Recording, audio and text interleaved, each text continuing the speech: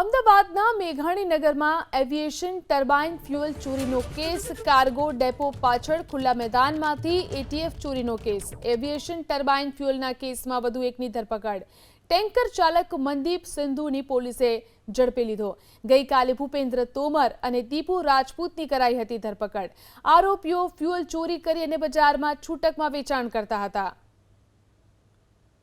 Airport પર aviation turbine fuel એટીએફની ચોરી ચાલી રહી છે, જેના આધારે એલસીબીની ટીમે ત્યાં રેડ પાડી અને એમાં બે આરોપી ભૂપેન્દ્રસિંહ રામપ્રકાશસિંહ તોમર અને દીપુસિંહ એવનરસિંહ રાજપૂત, જે મેઘાણીનગરના રહેવાસી છે, આ બંનેની ત્યાં ધરપકડ કરી।